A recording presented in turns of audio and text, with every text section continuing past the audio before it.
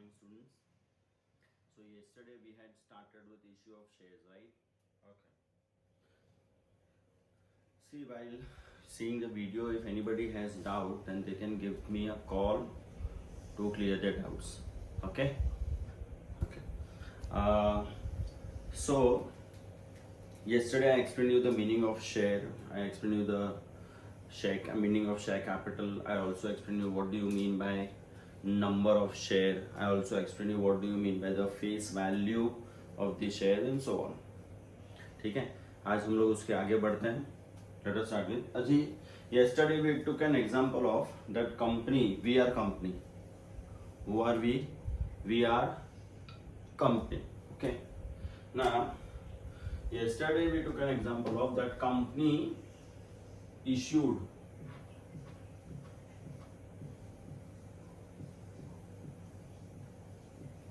company issued 1 lakh share. Is this visible? Just a minute, let me have a look. Yes, company issued 1 lakh shares. Company was intending to sell this share, to issue this share at a price of rupees 10. ठीक है. So the total capital of the company becomes 10 lakh rupees. Okay. When I say 1 lakh shares, it is number of shares. What it is? It is number of shares. When I say rupees 10, that is called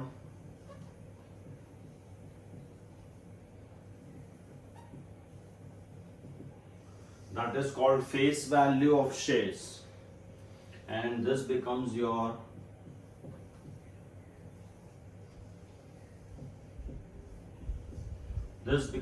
share capital, right? 10 lakhs rupees. In the sum, out of these three, any two will be given to you. Company issues 1 lakh shares of rupees 10 each, face value of rupees 10. So this into this you will get total capital. They may also give you company is having a total capital of rupees 10 lakhs divided into 1 lakh equity, 1 lakh shares. So 10 lakh divided by 1 करोगे तो you will get 10 rupees, that is the face value of 1 share. They may also give you that company's total capital is rupees 10 lakhs and face value of each share is rupees 10. So 10 lakhs divided by 10, again you will get this 1 lakh. Okay, so out of these three, any two will be given to you. Remember one of the most important thing, 10 lakhs is your total share capital. 10 lakhs is your total share capital. The value of one share, one piece of cake, do you remember? The value of one share is 10 rupees. That means the company is decided to issue the shares at a face value of rupees 10. Face value. What do you mean by face value? Face value is the value written on the face of the share. Share certificate होता है, share certificate के ऊपर वो share की जो value है, that is called as face value of the share. ठीक है, याद रखने का. Okay, remember share capital is 10 lakhs. This is the total share capital. This 10 rupees is also called as capital. But 10 rupees is your capital per share. 10 lakhs is your total share capital. 10 rupees is also your capital, but that is capital per share. एक share का value 10 rupees है. हम लोग ने total capital को number of pieces में divide कर दिया है, नंबर ऑफ शेयर्स में डिवाइड कर दिया है, so that people can invest money into our company in small amounts also. nobody is going to invest the total 10. One single person is not going to invest 10 lakhs rupees into our business. So we are going to demand from the whole nation, you can say, all over India से जिस किसी को भी हमारे company में invest करना है, they can invest money into our business with the smallest amount of rupees 10. उससे नीचे not allowed. So if anybody who wants to invest even 10 rupees into our business, they are allowed to do so. They can invest 10 rupees also into our business. They can buy one share. Even they will become the owner of the business. But remember, they will become the owner of the company only to the extent of money invested by them into our business. Even they are partner of our business. They are owner of our business. But they are owner only to the extent of they are holding share into our business, into our capital. Total capital में से उनका कितना share है, that much company belongs to them. Understood what I said? Total capital में से उनका कितना share है, that much company belongs to. उन total capital में से कोई particular person ने कितना invest किया है, उतना शेयर उनको बिलोंग करता है. Understood? Remember one of the most important thing, you can make a note of it also. Share capital always comes at the face value. This is standard. Share capital always comes at the face value. 10 rupees is the face value of one share. 10 lakhs rupees is the face value of the total number of shares together. 10 rupees is the face value of one share. 10 lakhs rupees is the total face value of all the shares put together. So 10 lakhs rupees is my total capital. 10 lakhs rupees is my total face value of all the shares together. And remember, wherever you are passing the entry in the books, share capital के सामने हमेशा face value आएगा. This is standard always. Throughout the chapter, wherever you are writing share capital, capital के सामने हमेशा face value आना चाहिए. The same way as in bill of exchange, wherever you are writing bills receivable and bills payable, उसके सामने हमेशा face value होना चाहिए. उसी तरह यहाँ पे शेयर कैपिटल कहीं पे भी लिखोगे, उसके सामने हमेशा फेस वैल्यू होना चाहिए. Understood everybody? कंफर्म? 100% पक्का ध्यान रहना चाहिए ये बात. ओके. नाउ जैसा कि मैंने कल तुम लोगों को बोला था, that company for the benefit of the persons who are applying for the pieces of cake, I mean persons who are applying for the shares of the company, जो लोग भी कंपनी में शेयर्स के लिए अप्लाई कर रहे हैं, company ने फैसिलिटी दी है that you are not suppose to pay total 10 rupees together. You are suppose to pay in some installments.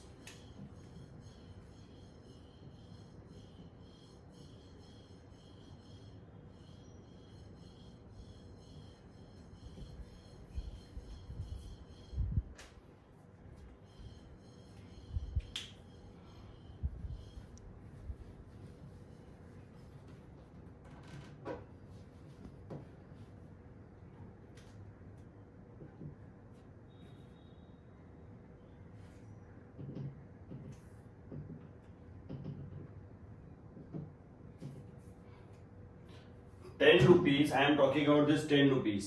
Remember, whenever any calculations have to be done, it is better that calculation is always done on per share, one share.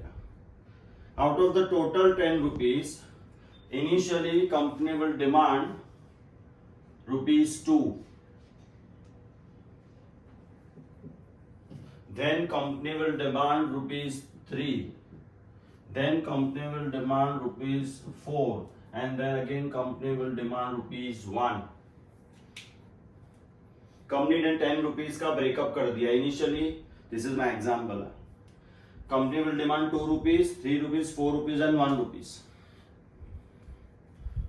4 stage में 4 instalments में company is going to demand money from the people who have applied for the shares.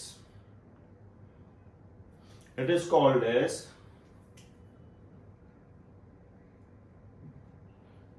₹2 on application,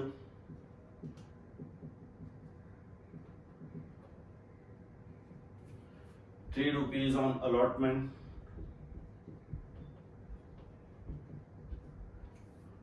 ₹4 on first call,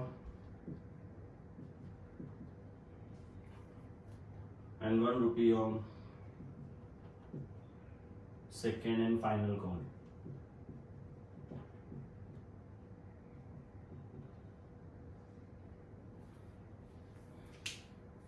What it is, I'll explain. See, company ने advertisement दिया है, prospectus issue किया है. Do remember prospectus? मैंने कल बोला था, when company अपने इश्यू का पब्लिसिटी करती है उसको प्रोस्पेक्टस इश्यू किया बोलते हैं. Prospectus includes all the details of the company. It includes all the name of the directors, the name of the chairperson who has promoted the company, the name of the promoters, company किसने बनाई है, company का क्या future plans है, company का total investment क्या होने वाला है, कंपनी फ्यूचर में क्या डाइवर्सिफिकेशन करने वाली है, एक्सपांशन करने वाली है, कंपनी का लाइन ऑफ बिजनेस क्या है, कंपनी का managing director, secretary of the company, every detail is included in the prospectus.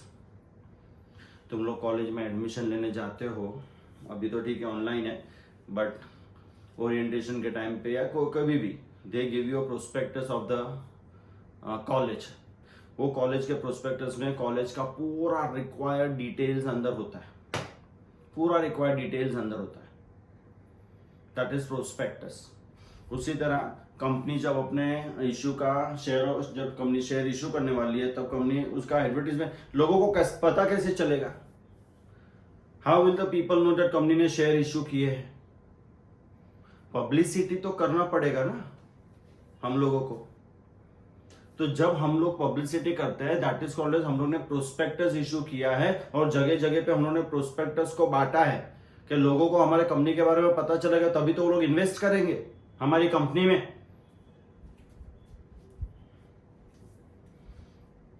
Yes or no?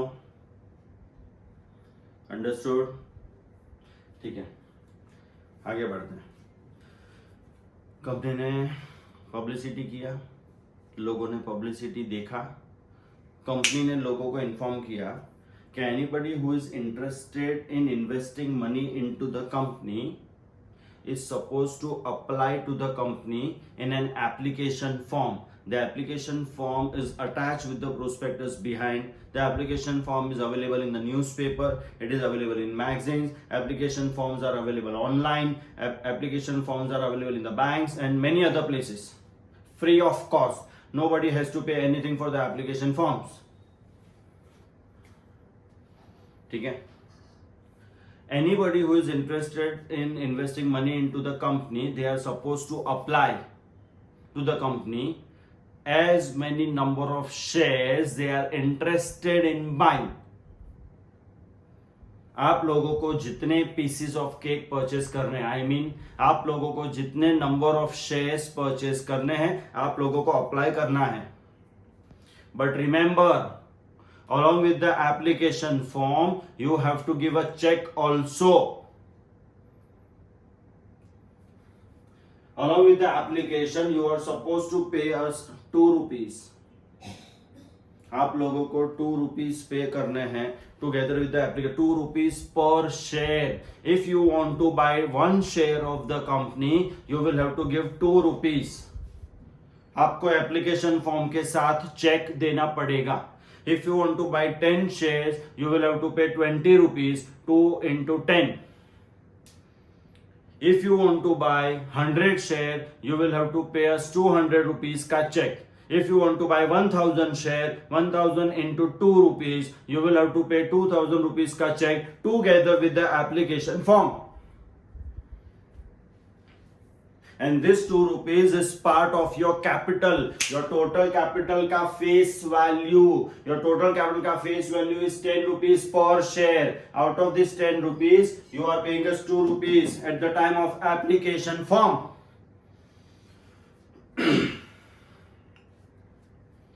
Remember one thing, when you are giving application to the company, that doesn't mean कि you are definitely going to get the share of the company. No, वो choice हम लोग के पास है.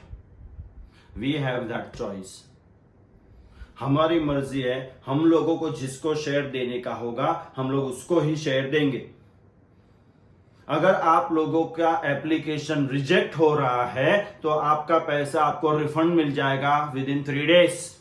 अगर 3 दिन में हम लोग रिटर्न नहीं करते हैं तो वी आर लायबल टू पे you interest also. So don't worry, if you are not getting the shares of the company, your money will be refunded to you within 3 days. आपके बैंक में सीधा वापस जमा हो जाएगा. आपके हाथ में रोकड़ा नहीं आएगा, सीधा आपके बैंक में जमा होगा. So जब आप लोग हम लोगों को एप्लीकेशन देते हैं, that doesn't mean कि you are definitely going to get the shares of the company. Simple सी बात है. तुम लोगों का 10th का रिजल्ट आता है, तुम लोग कॉलेज में जाके एप्लीकेशन फॉर्म्स फिलअप करते हो, ऑनलाइन करते हो, व्हाटएवर. तो क्या आपने एचआर कॉलेज का फॉर्म पे किया तो HR college is bound to give you admission? No. आप लोगों ने एप्लीकेशन फॉर्म भरा है, आप लोगों ने ऑनलाइन एडमिशन लिया है, HR college may give you admission, may not give you admission. So submitting application form doesn't mean that HR college को आपको कंपलसरी एडमिशन देना ही पड़ेगा. मैंने आपका फॉर्म फिलअप किया है, आपको एडमिशन देना पड़ेगा. नो. अंडरस्टूड? सो जितने भी लोग हैं, जो लोग हमारी कंपनी में इन्वेस्ट कर रहे हैं, बहुत डिमांड है, बहुत डिमांड है. People are dying to get shares of our company, they are dying to buy the shares of our company. और आज हम लोग ने नया इश्यू मार्केट में किया है. लोग हमारे शेयर खरीदने के लिए तड़प रहे. It is like that. बहुत डिमांड है. People are dying to invest in our company and we are giving them chance to invest. So आप अगर एप्लीकेशन फॉर्म भर रहे हो, दैट डजंट मीन कि you will get the share of the company. Your application may get rejected also, but don't worry, your money will be refunded. But if your application is accepted, once your application is accepted, you will receive a letter from the company that your application has been accepted. Out of the total 10 rupees, I am talking about per share only, one share. Out of the total 10 rupees, 2 rupees people are supposed to pay at the time of application only. जितने लोगों को भी share चाहिए वो लोगों को application form भरना पड़ेगा. एप्लीकेशन फॉर्म के साथ वो लोग को जितना शेयर्स चाहिए उतने शेयर्स के हिसाब से वो लोग को एप्लीकेशन मनी पे करना पड़ेगा. साथ में चेक लगाना पड़ेगा और चेक हम लोगों को बैंक में जाके सबमिट करना पड़ेगा, डिपॉजिट करना पड़ेगा.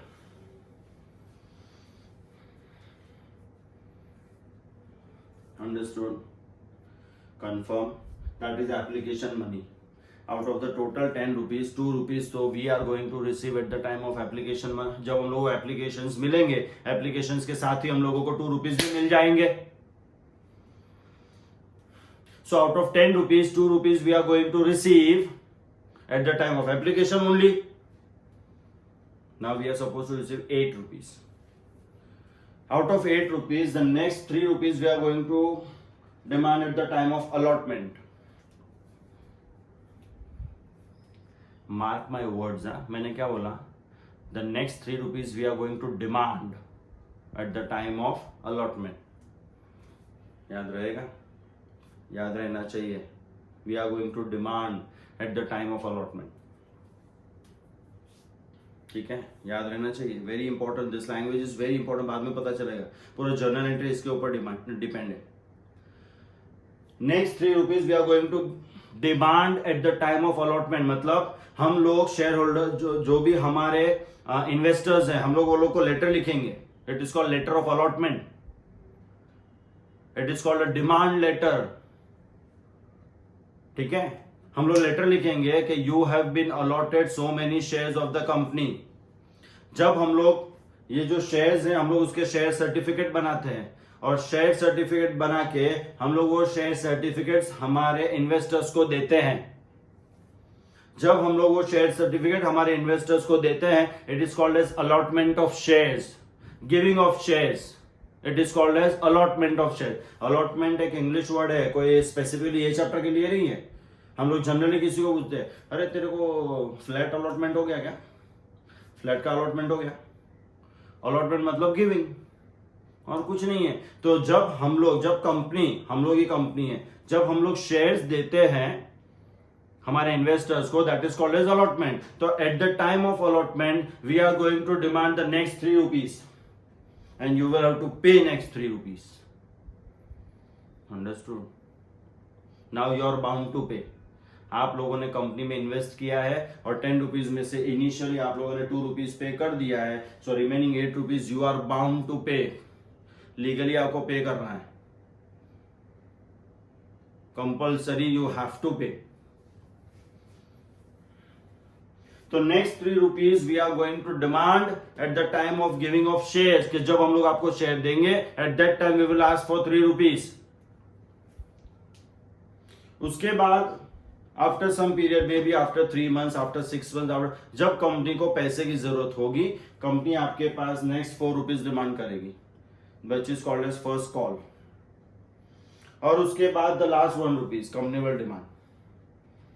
Remember one thing, we cannot demand more than 10 rupees from the people who have invested. 10 rupees is the maximum limit which the company can demand from the investors. That is why it is called as, तुम लोग ने पढ़ा होगा OC पे या SP में, the liability of the shareholders are limited to the extent of the shares they have bought into the company, to the extent of the face value of the shares. The liability of the shareholders are limited to the extent of the money invested into the business. हम लोग वो लोग के पास से 10 रुपए से ज्यादा नहीं मांग सकते हैं। We cannot demand more than 10 rupees from the shareholders.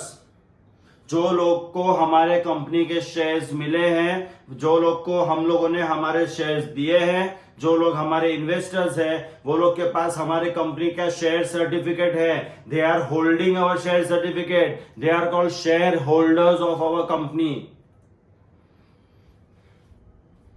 A shareholder is an owner of the company. वो कंपनी का ओनर है, उसने कंपनी में पैसा इन्वेस्ट किया है, जो पैसा इन्वेस्ट करता है वो कंपनी का मालिक होता है। FIGC में हम लोग ने सोल ट्रेडिंग ऑर्गेनाइजेशन स्टडी किया था, यस और नो? तो प्रोपराइटर पैसा इन्वेस्ट करता है, वो बिजनेस का मालिक होता है। अभी SYGC में हम लोग ने पार्टनरशिप ऑर्गेनाइजेशन स्टडी किया है, उसमें तीनों पार्टनर्स मिलकर बिजनेस में पैसा इन्वेस्ट करते हैं, तो तीनों पार्टनर बिजनेस के मालिक है, they are the owner of the company. The person who invest money into the business is owner of the company. यहाँ पे हमारी कंपनी में 10 लाख रुपया इन्वेस्ट किया है, किसने इन्वेस्ट किया है? पब्लिक ने इन्वेस्ट किया है। तो जितने भी पब्लिक ने, जो लोग ने पैसा इन्वेस्ट किया है कंपनी में, और जो लोग को कंपनी ने शेयर्स अलॉट किए हैं, कंपनी ने शेयर्स दिए हैं, वो सारे कंपनी के they are the holders of our shares, they are shareholders of our company.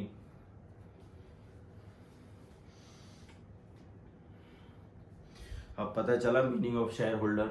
हमारा कंपनी का टोटल कैपिटल था, टोटल कैपिटल में से जिसका जितना शेयर है वो हमारे कंपनी का शेयर होल्डर है। Simple, understood? कोई doubt? 2 rupees is part of our share capital. I am talking about one share. 3 rupees is part of our share capital. 4 rupees is part of our share capital, and 1 rupees is also part of our share capital.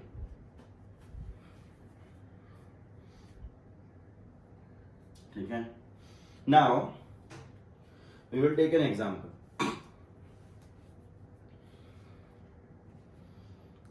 हम लोग ने 1 lakh shares market में issue किए हैं, people have applied for the shares, और हम लोग ये अज्यूम करते हैं कि जितने शेयर हम लोग ने मार्केट में इशू किए हैं, जितने शेयर्स हम लोगों ने मार्केट में इश्यू किए हैं, उतने ही एप्लीकेशन फॉर्म्स हम लोगों को मिले हैं, एग्जैक्टली उतने।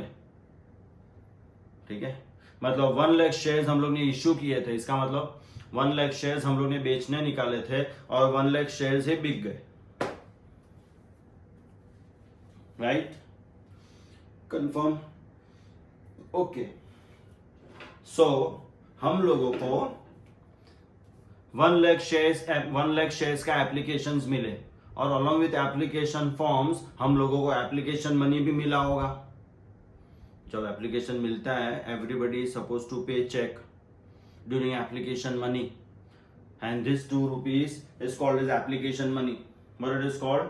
Application. No doubt, application money is part of capital. Allotment money is also part of capital. First call is also part of capital, and second call is also part of capital. This total 10 rupees together is my share capital. So my share capital is divided in application money, allotment money, first call money, and final call money. Understood? My total 10 rupees or my total 10 lakhs rupees. 10 lakhs rupees is divided into application money, allotment money, first call money, final call money. Out of this 10 rupees or out of this 10 lakhs rupees, at the time of application, everybody will apply shares of the company. Everybody will apply for the shares of the company.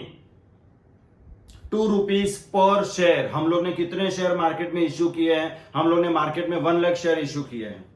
Now somebody is applied for 10 share, somebody is applied for 50 share, somebody is applied for 1000 share, somebody is applied for 2000 shares, somebody is applied for only 50 share. लोगों ने जिसको जितना capability है, जिसको जितना share चाहिए, उतना लोगों ने इन्वेस्ट किया है। हम लोगों के लिए अच्छी बात है कि हम लोग ने टोटल 1 लाख शेयर्स इशू किए थे और पूरे के पूरे 1 lakh shares were sold. People have applied to us, और हम लोग ने जब सारे एप्लीकेशंस को काउंट किया, so there were total demand of 1 lakh shares. मतलब हम लोगों ने जितना शेयर इशू किया था सब बिक गए। अगर हम लोगों को एप्लीकेशन फॉर्म्स मिले हैं तो एप्लीकेशन फॉर्म्स के साथ हम लोगों को एप्लीकेशन मनी भी मिला होगा। जिसने एप्लीकेशन मनी दिया उसको ही शेयर मिलेगा ना। विदाउट मनी तो we don't accept only application money. तो application money was 2 rupees per share. हम लोगों को 1 लाख शेयर्स का एप्लीकेशन मिला। 1 lakh, when I write 1 lakh share, इसका मतलब it is number of share. When I am writing share, उसका मतलब it is number of share. Remember, so कितने application money I will receive? 2 into 1 lakh, 2 lakhs rupees I have received as part of my application money. 1 lakh share holders. Now 1 lakh share holder ने हम लोग ने सबका application accept कर लिया। हम लोग ने सब लोगों के चेक्स बैंक में डाल दिए और जब हम लोगों ने चेक किया तो बैंक में कितना रुपया आया होना चाहिए? 1 लाख शेयर्स पे everybody, 1 lakh number of shares पे everybody has paid 2 rupees per share. So 1 lakh share into 2 rupees, हम लोगों ने 2 lakhs rupees रिसीव किया है by way of application money, and this application money is my capital. याद रखने का, भूलने का नहीं। ओके, उसके बाद 2-3 महीने के बाद एवरीथिंग अरेंजमेंट्स वर मेड। हम लोग ने शेयर होल्डर्स का रजिस्टर बनाया, सबके नाम उसमें नोट डाउन किए। जितने लोगों को हम लोग शेयर देने वाले थे सबका हम लोगों ने नाम, एड्रेस, एवरी डिटेल्स, बैंक का डिटेल्स, सब कुछ, फोन नंबर, वो number, A to Z detail सबका हम लोग ने नोट डाउन किया। रजिस्टर ऑफ मेंबर बनाया। वो रजिस्टर ऑफ मेंबर ने हम लोग ने सारे इन्वेस्टर, सारे हमारे शेयर होल्डर्स के नाम लिखे। अब शेयर सर्टिफिकेट बनाने का तैयारी कर दिया, सबका शेयर सर्टिफिकेट बन गया और अब share certificate are ready to dispatch, share certificates are ready to be allotted. अब हम लोगों ने लोगों को डिमांड लेटर भेजा कि तुम लोगों ने कंपनी के शेयर्स के लिए अप्लाई किया था, तुम लोगों के एप्लीकेशन फॉर्म्स एक्सेप्ट हो गए थे, your money were deposited into our bank, you have applied for so many number of shares, now company is going to give you the allotment of shares, before that you have to pay allotment money of ₹3 per share. अब company के पास सबका detail है, company किसी को भेजी कि भाई mister Rakesh Chaurasia, you have applied for 1000 shares of the company. On this 1000 shares you are being supposed to pay 3 rupees per share. So 1000 share into 3 rupees, your share certificates number are from so and so number to so and so number, they have been allotted to you. On this share certificate, on this number of shares, now you are supposed to pay the next allotment money, which is 3 rupees per share. So according to number of share, you are allotted 1000 share. 1000 share into 3, you are supposed to pay 3000 rupees as allotment money. ऐसा हम लोग सबको letter भेजेंगे, सबको. It is called demand letter. It is also called as allotment letter. Okay, the shares have been allotted to you and now you are supposed to pay allotment money of rupees 3 per share. You have been allotted 1000 share of the company, so accordingly you are supposed to pay 3000 rupees to the company on or before this date. The money can be deposited in so and so banks. These are the company bankers. कोई भी bank में जाके आप deposit कर सकते हैं. ऐसा company सबको लेटर भेजेगी. And everybody, definitely, of course, everybody will pay. So 3 rupees के ऊपर again, if on 1 lakh shares, 1 lakh shares pay, everybody will pay me 3 rupees. So again we are going to receive 3 lakhs rupees. This 3 lakhs rupees is also part of my share capital. My total capital is 10 lakhs rupees. My capital is 10 rupees per share. एक share का मेरा capital 10 rupees होता है. Total share capital मेरा 10 lakh rupees होता है. Done? Everybody confirm? 100%? एकदम पक्का? डाउट नहीं होना चाहिए. और एक बार सुनो. 10 lakhs rupees is my total share capital. 10 rupees is capital per share. Out of this 10 lakhs rupees, I will be receiving 2 lakhs rupees during my application. I will be receiving 3 lakhs rupees during the allotment of shares. Out of 10 rupees, you can say 2 rupees I am going to receive at the time of when we are receiving application forms, and 3 rupees we are going to receive at the time of allotment of shares. Application money, everybody has paid. Definitely everybody has paid application money, then only we are allotting the share ना. हाँ, so application money सब लोग ने पे किया है. Allotment of shares के time पे 1 लाख शेयर्स पे हम लोगों ने 3 रुपीज डिमांड किया था. सब लोगों के पास है, वो भी सब लोगों ने पे कर दिया. सो 3 लाख रुपीज हम लोगों ने रिसीव कर लिया. What is the total money received till now? How much is the total money received till now? Either you can say me, sir, 2 lakhs plus 3 lakhs, 5 lakhs rupees we have received. Or you can also say, sir, 5 rupees we have received. How much we have received? 5 rupees. Per share we have received 5 rupees. Total you can say, sir, 5 into 1 lakh shares, 5 lakhs rupees we have received. This 5 lakhs rupees जो अभी तक पे हुआ है, it is called paid up capital. What it is called?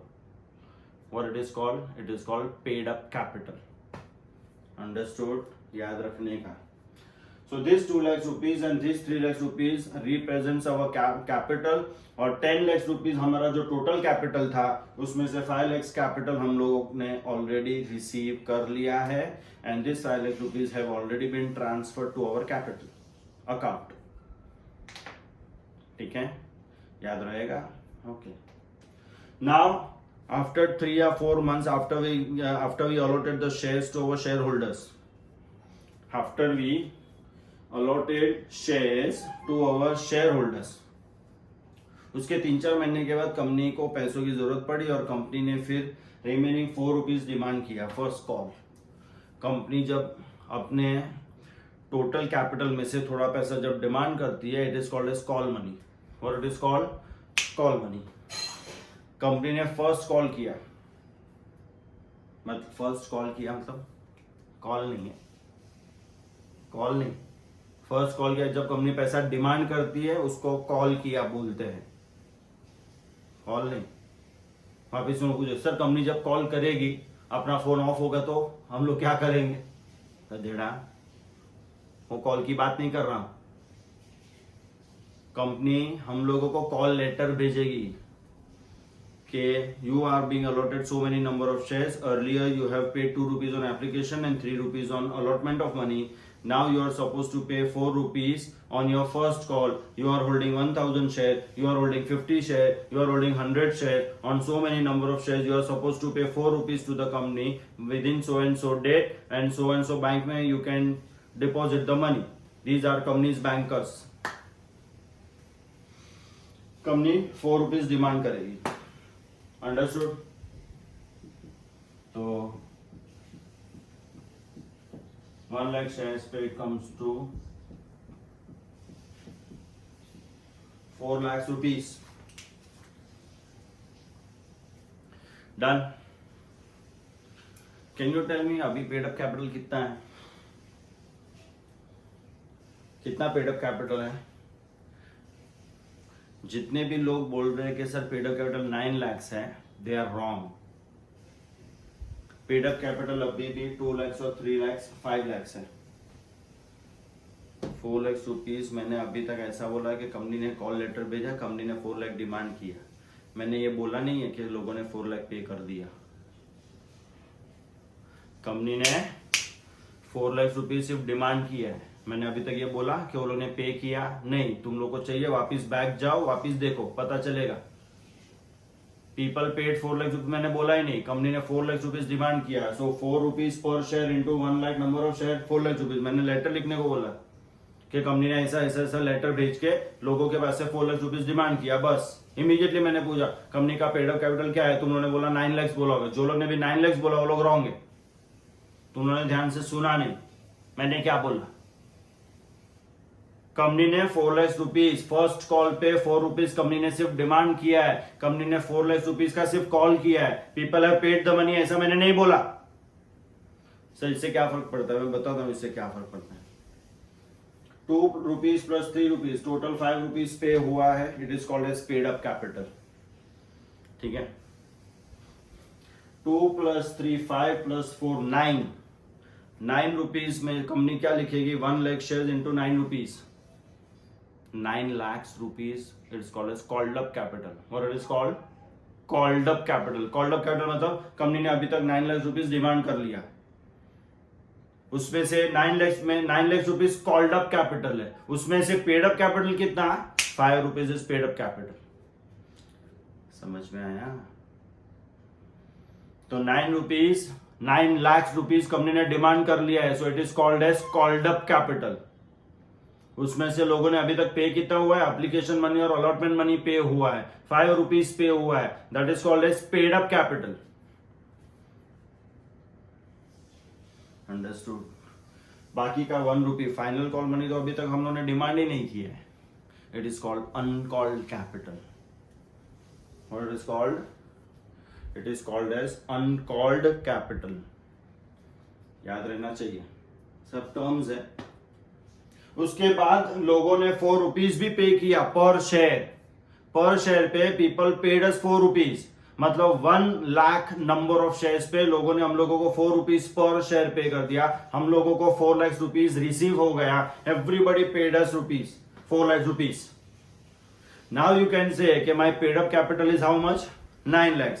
Called up capital is also 9 lakhs. So 9 lakhs हम लोगों ने call किया था, 9 lakhs लोगों ने पे कर दिया. So called up capital is equal to paid up capital. 1 rupees is uncalled capital.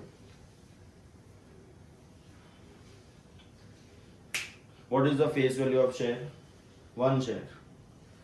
What is the face value of 1 share? 10 rupees. What are number of shares issued by us? Number of share issued by us 1 lakh.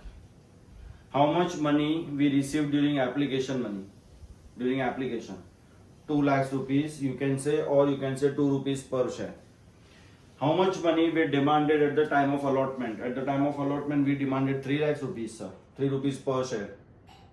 Did we receive those money? Yes, sir. Okay. How much money we demanded during our first call? First call may we demanded, sir, 4 rupees, or you can say 4 lakhs rupees.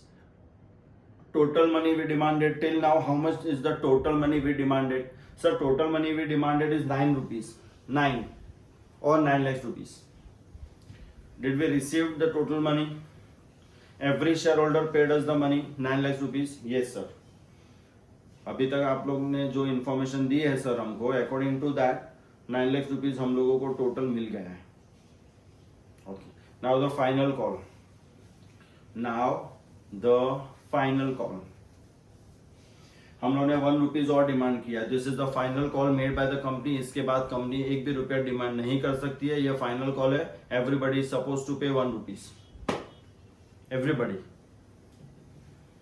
Every share holder, सबको letter लिख हम लोगों ने demand किया। ठीक है, कितने number of shares थे? कितने नंबर ऑफ शेयर्स थे? 1 lakh number of shares, 1 lakh shares पे हम लोग ने 1 रुपी डिमांड किया।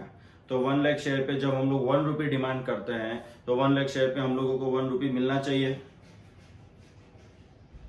यस और नो? ओके, तो सेकेंड एंड फाइनल कॉल हम लोग ने डिमांड किया और second and final call 1 into 1 lakh shares,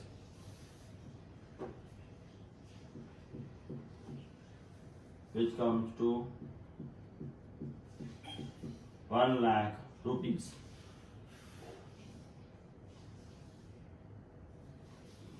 हम लोग ने 1 लाख रुपीज डिमांड किया। ठीक है, अब तुम लोगों को ऐसा दिया होगा, या तो मैं बोल रहा हूं, 1 शेयर होल्डर मिस्टर ए, या तो मिस्टर राम ले लो। 1 share holder mister Ram who was holding 1000 share of the company did not paid the final call money।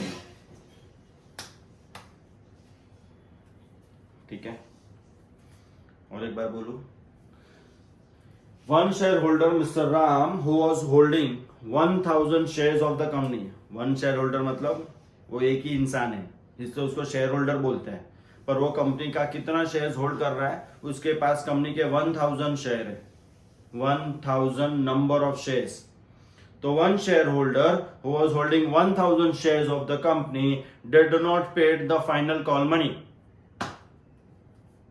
जब सम के अंदर ऐसा बोला हो कि 1000 shareholders did not paid the money, अगर 1000 shareholder did not paid the money, इसका मतलब remaining shareholder paid the money। ये वो लोग नहीं बोलेंगे, वो अपने को खुद समझना पड़ता है। अंडरस्टूड? हाँ। So, 1 shareholder, Mr. Ram, who was holding 1000 shares of the company, did not pay the final call money। Total number of shares कितने थे? 1 लाख शेयर्स थे हम लोगों के पास। 1 लाख शेयर्स में से 1000 shareholder are not paying the final call money। So can I say 99,000 shareholders are paying us the money? Obviously. So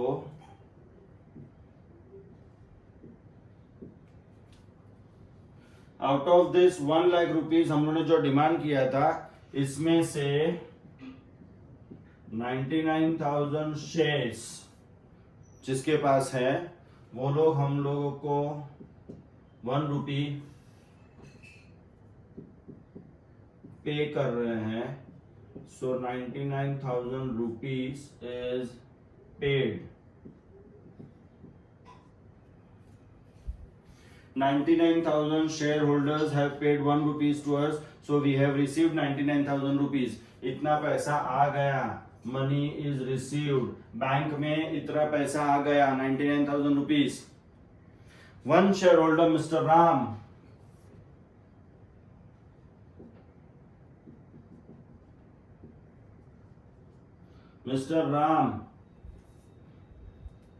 not paid on, उसके पास हमारे कंपनी के 1000 शेयर्स थे, उसने फाइनल कॉल मनी पे नहीं किया। 1000 into 1,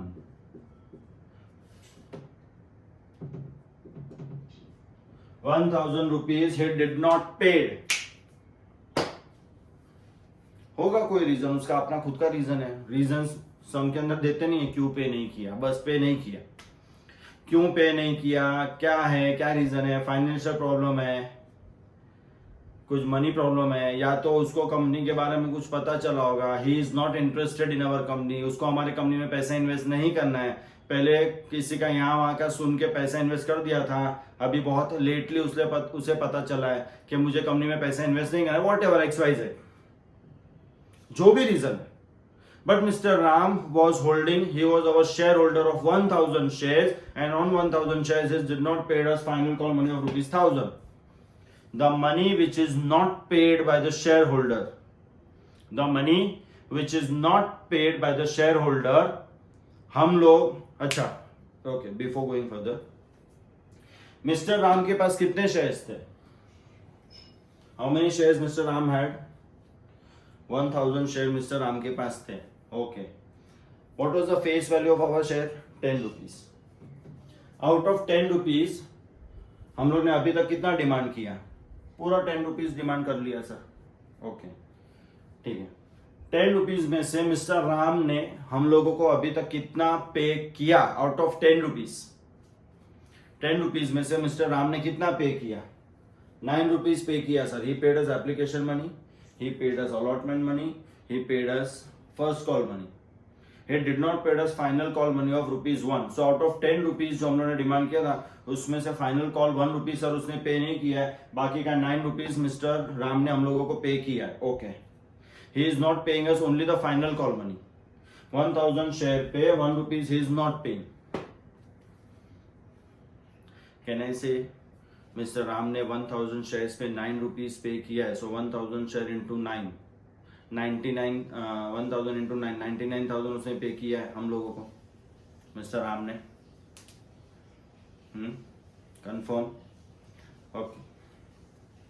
बाकी का उसने पे नहीं. ये 99,000 नहीं है, ये तो रिमेनिंग शेयर होल्डर है. मिस्टर राम ने एप्लीकेशन मनी पे किया ऑन 1000 शेयर, अलॉटमेंट मनी पे किया on 1000 share, first call money पे किया ऑन 1000 शेयर. उसने फाइनल कॉल मनी हम लोगों को पे नहीं किया है 1 रुपी. मतलब 10 rupees में से ही इज नॉट पेइंग अस 1 रुपी. हम लोग ने जो 10 rupees डिमांड किया उसमें से 1 रुपी वो पे नहीं कर रहा है. मतलब उसने आगे का 9 rupees सब पे किया था, प्रॉपरली टाइम पे किया था. ओके, सिर्फ 1 rupees वो पे नहीं कर रहा है. The money which is not paid by the share holders, the money which is not paid by the shareholders at the time of first call, second call, whatever, whenever the person is not paying us the call money, उसके लिए एक अलग account open होता है, and the name of the account is call in arrears account. What it is called?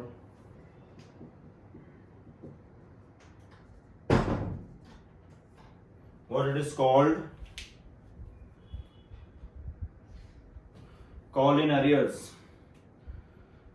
The money which is not paid by the shareholders, हम लोग उसके लिए एक अलग अकाउंट ओपन करते हैं. The name of the account is call in arrears account, and call in arrears account represents the money which is not paid by the shareholder. Mr. Ram के पास हम लोगों के 1000 shares थे. 1000 shares पे he was supposed to pay 10 rupees.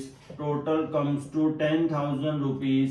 10,000 rupees में से mister Ram ने हम लोगों को 1000 शेयर्स पे 9 rupees पे किया है. मतलब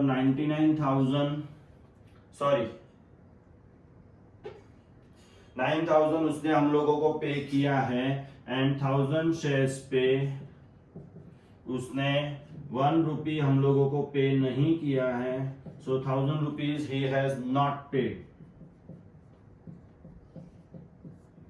और 9,000 he has paid. This is about only Mr. Ram.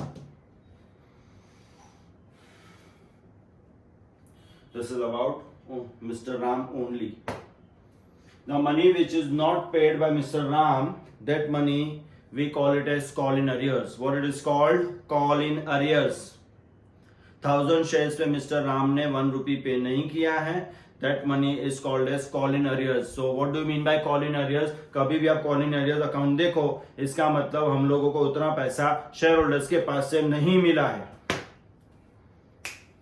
फिर हम लोग राम को बहुत सारे कॉल लेटर्स का रिमाइंडर भेजेंगे. Sir reminder, it's a reminder, it's a request to you sir, please pay the call money by so and so date. 2-3 बार request भेजते, फिर हम लोग वार्निंग लेटर भेजते, अगर आप लोग नहीं भेजोगे तो remaining money this is the final date sir, उसके बाद interest you will have to pay interest also, फिर भी वो नहीं पे कर रहा है, फिर हम लोग फाइनल वार्निंग भेजेंगे कि if you are not paying this is the last letter from our side then your shares will be forfeited. हम लोग आपके शेयर्स को फॉरफिट कर देंगे। You know what do mean by forfeiture of share? Forfeiture of share means उसका मतलब ये हुआ कि हम लोगों ने आपको जो शेयर्स बेचे हैं वो शेयर्स हम लोग आपके पास से वापस ले लेंगे। फिजिकली ऐसा होता नहीं है कि हम लोग उसके पास गए, जाके उसने शेयर वापस हम लोग ले लिया, उसका मीनिंग ये होता है। क्या होता है उसका मीनिंग? फॉरफीचर ऑफ शेयर का मीनिंग क्या होता है कि हम लोगों ने जो आपको शेयर बेचे हैं वो शेयर्स मैंने वापस ले लिए।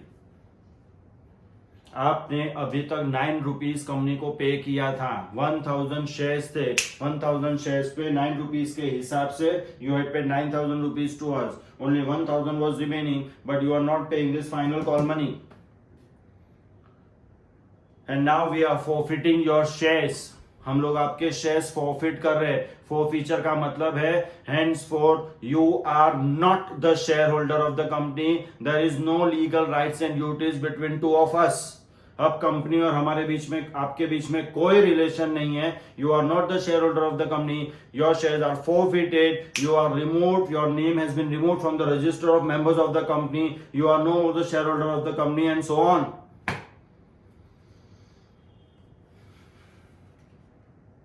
And secondly the most important, तुम्हारे दिमाग में आया होगा तो सर तो पहले का जो 9 रुपीज मिस्टर राम ने हम लोग को पे किया था 9000 रुपीज, वो गया। कंपनी वन वे ट्रैफिक है, एक बार पैसा आया फिर वो जाता नहीं है। कंपनी ने उसके पास से जो 9 रुपीज लिया था वो कंपनी अब उसको नहीं देगी। Company will not refund the money, यही उसकी पेनल्टी है। इसीलिए हम लोग कब से आपको रिमाइंडर भेज देते कि आप प्लीज 1000 रुपीज पे कर दो। अगर आप पे नहीं करोगे तो आपने जो पहले पैसे पे किए वो पैसे भी आपके गए। अंडरस्टूड? समझ में आया? हेंस कंपनी ने आपके शेयर्स फॉरफिट कर दिए। You know forfeiture means what? Forfeiture means reduction in the share capital of the company. Reduction in the capital of the company. Company ने शेयर इश्यू किए थे कैपिटल जमा करने के लिए, अब कंपनी बेचे हुए शेयर वापस ले रही है। That is reduction in the capital of the company. Understood everybody? हाँ। सो नाउ कंपनी ने, मिस्टर राम ने जो भी पैसे हम लोगों को पे नहीं किए थे, that money is called as call in arrears for us. ठीक है, मिस्टर राम ने अभी तक हम लोगों को 9000 रुपीज पे किया था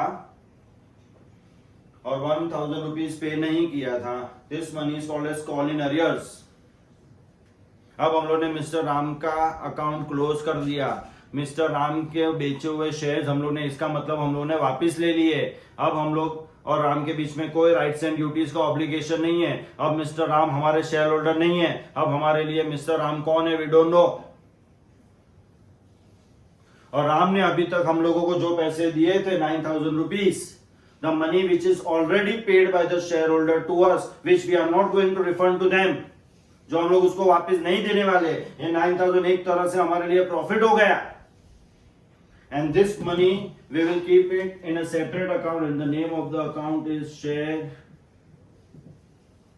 forfeiture account. What it is called? It is called a share forfeiture account. The money which the shareholders have already paid to us, and when his shares are forfeited, that money is not refunded to him. वो पैसा अब हमारे पास रहेगा। एक तरह से हमारे लिए प्रॉफिट हो गया, ऐसा समझो। ये पैसा भी वापस नहीं देना है।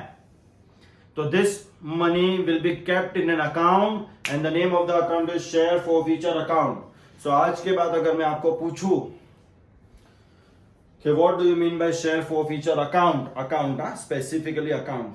If I ask you what do you mean by share forfeiture account, so you will say me, sir, share forfeiture account represents the money which is already paid by the shareholder and his shares are forfeited.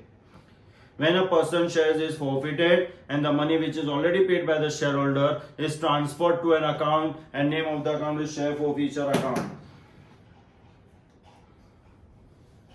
याद रहेगा? Confirm 100%.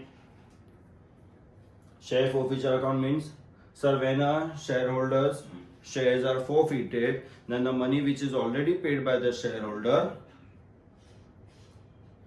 that money will be transferred to an account and the name of the account is share forfeiture account. Share forfeiture account represents that money which is paid by the shareholder on forfeiture of share. The money which is already paid by the shareholder is transferred to share forfeiture account. So mister Ram ने हम लोगों को 9,000 rupees अभी तक पे किया था. अब हम लोगों ने उसके शेयर फॉरफिट कर दिए because he was not paying the final call money. और अभी तक उसने जो पैसा पे किया था 9,000 rupees, that went to a share forfeiture account. Understood? वो कैपिटल में नहीं जाएगा, वो कैपिटल में नहीं जाएगा, वो शेयर forfeiture अकाउंट में जाएगा. The money which is already paid, the money which is not paid, उसके लिए we have call in arrears account sir. Okay? Now, अब कंपनी क्या कर सकती है, ध्यान से देखना. कंपनी के पास 1000, मिस्टर राम को हम लोगों ने जो 1000 शेयर्स बेचे थे वो तो उन्होंने 1000 शेयर वापस ले लिए. ठीक है, अब 1000 शेयर्स हमारे पास फिर से आ गए. कंपनी ने जो शेयर्स मिस्टर राम को दिए थे, total face value of the share was 10 rupees. 10 rupees में से राम ने 9 रुपीज हम लोगों को एप्लीकेशन, अलॉटमेंट और फर्स्ट कॉल पे किया था. राम ने सिर्फ फाइनल कॉल पे नहीं किया था. बहुत सारा रिमाइंडर देने के बाद हम लोगों ने राम के शेयर्स फॉरफिट कर दिए. तो राम ने 10 रुपीज में से राम ने 9 रुपीज पे किया. तो 1000 शेयर्स इंटू 9 रुपीज, राम ने 9000 पे किया था. वो पैसा हम लोगों ने शेयर फॉरफिचर में ट्रांसफर कर दिया. और 1000 रुपीज उसने पे नहीं किया था, वो हमारे लिए कॉल इन अरियर्स था. अब राम के पास से हम लोगों ने 1000 शेयर्स वापस ले लिए. कंपनी हैज अ चांस, ये 1000 शेयर्स जो हम लोगों ने वापस ले लिए, ये 1000 शेयर हम लोग किसी और को बेच सकते हैं. अरे वाह, ये तो डबल फायदा है. अब कंपनी ये 1000 शेयर किसी और को बेच रही है. फॉर एग्जांपल मिस्टर एक्स को कंपनी, लेकिन अब कंपनी मिस्टर एक्स को ये फैसिलिटी नहीं देगी 2 on allotment, 2 on application, 3 on allotment, 4 on first call. No, company पूरा पैसा साथ में मांगेगी. सिंस हम लोग ने शेयर इशू किया था, इशू किया हुआ शेयर फॉरफिट हो गया. फॉरफिट करने के बाद हम लोग ये शेयर किसी और को इशू कर रहे हैं और हम लोग पूरा पैसा उसके पास से साथ में मांग रहे हैं. तो हो सकता है company will not demand total 10 rupees. Company will demand maximum, company will demand you can से 8 रुपीज में इशू करेगी, 7 रुपीज में इशू करेगी, डिपेंड्स. 5 रुपीज में इशू करेगी, थोड़ा सस्ते में बेच देगी कि भाई जितना पैसा आता है ले लो, सब शेयर बेच डालो. तो 1 पर्सन मिस्टर एक्स को हम लोगों ने 8 रुपीज में शेयर बेचा. 10 रुपए का शेयर 8 रुपए में बेच रहे. डिस्काउंट नहीं है, it is not called discount. We are not issuing share at a discount to mister X. No, forfeiture वाला शेयर हम लोग बेच रहे हैं, ऐसा समझो. सेकंड हैंड माल बेच रहे हैं, सेकंड हैंड माल सस्ते में बेच रहे हैं, ऐसा समझ लो. समझ में आया? और दूसरी बात, हम लोग पूरा पैसा साथ में मांग रहे हैं. सिंस पूरा पैसा साथ में मांग रहे हैं, इसीलिए हम लोग उससे थोड़ा कम ले रहे हैं. बाकी सब लोगों को हम लोगों ने फैसिलिटी दिया था कि भाई 2 रुपीज पे करना, 3 रुपीज पे करना, फिर 4 पे करना, फिर 1 रुपी पे करना. यहाँ पे हम लोग उसके पास पूरा पैसा साथ में मांग रहे हैं मिस्टर एक्स के पास, इसीलिए हम लोग उसको बोल रहे थोड़ा कम पे करो, चलेगा. सो मिस्टर राम के जो 1000 शेयर्स थे, वो 1000 शेयर्स अब हम लोगों ने मिस्टर एक्स को बेच दिए. कितने में? 8 रुपीज में. 1000 शेयर हम लोग 8 रुपीज में बेच रहे हैं. So 8000 rupees we will receive from mister X. Sir ये तो नुकसान हो गया ना अपना. 10 रुपए का शेयर हम लोग 8 में बेच रहे हैं. 10 में बेचते ना, इससे अच्छा 10 रुपया पूरा मिलता. 8 में बेच रहे, नुकसान नहीं हुआ हमारा, हम लोगों ने बहुत दिमाग लगाया, हम लोग ने जल्दी से जल्दी ये शेयर्स किसी को मिस्टर एक्स को बेच दिए and he was ready to pay 8 rupees. So 1000 rupees का शेयर, अरे 1000 रुपीज का शेयर नहीं, 1000 नंबर ऑफ शेयर हम लोग ने 8 रुपीज पर शेयर के हिसाब से 8000 में मिस्टर एक्स को बेचे। और कितना कम पड़ रहा है हम लोगों को? सर 2 रुपीज कम पड़ रहा है। 1000 शेयर्स पे 2 रुपीज कम पड़ रहा है, दैट इज 2000 रुपीज। इतना हम लोगों को कम पड़ रहा है। हम लोग क्या करेंगे, जितना पैसा कम पड़ रहा है वो पहले वाले शेयर होल्डर ने, पहले वाला शेयर होल्डर कौन था? मिस्टर राम था। पहले वाले शेयर होल्डर ने, मिस्टर राम ने जो हम लोगों को पे किया था, कौन से अकाउंट में था वो? शेयर फॉर फ्यूचर अकाउंट में था। मिस्टर राम ने हम लोगों को कितना पे किया था? How much mister Ram paid to us? Mister Ram had already paid 9000 rupees to us. Mister Ram ने जो हम लोगों को 9000 रुपीज पे किया था वो हमारे पास ही था, हम लोगों ने वापस तो दिया नहीं था। अब हम लोग ने मिस्टर राम के 1000 शेयर्स हम लोग ने कोई मिस्टर एक्स को बेच दिए थे 8000 रुपीज में, 2000 रुपीज कम पड़ रहा था। तो मिस्टर राम ने जो 9000 दिया था उसमें से 2000 निकाल लेंगे, तो ये 2000 जो कम पड़ रहा है वो 9000 में से हम लोग निकाल देंगे। हेंस 9000 में से 2000 माइनस हो गया। तो मिस्टर राम ने हम लोगों को जो 9000 दिया था, ये 9000 रुपीज में से हम लोग ने 2000 कवर कर लिया। अंडरस्टूड? अब शेयर फॉर फ्यूचर अकाउंट में कितना बैलेंस है? 9000 में से 2000 तो हम लोगों ने यूज कर लिया। अब शेयर फॉर फ्यूचर अकाउंट में 7000 रुपीज आर स्टिल लेफ्ट। और अब ये 7000 रुपीज जो शेयर फॉर फ्यूचर अकाउंट में बच गया है, ये हमारे लिए परमानेंट प्रॉफिट है। कौन सा प्रॉफिट है? परमानेंट प्रॉफिट है। And this 7000 should be transferred to capital reserve, where it should be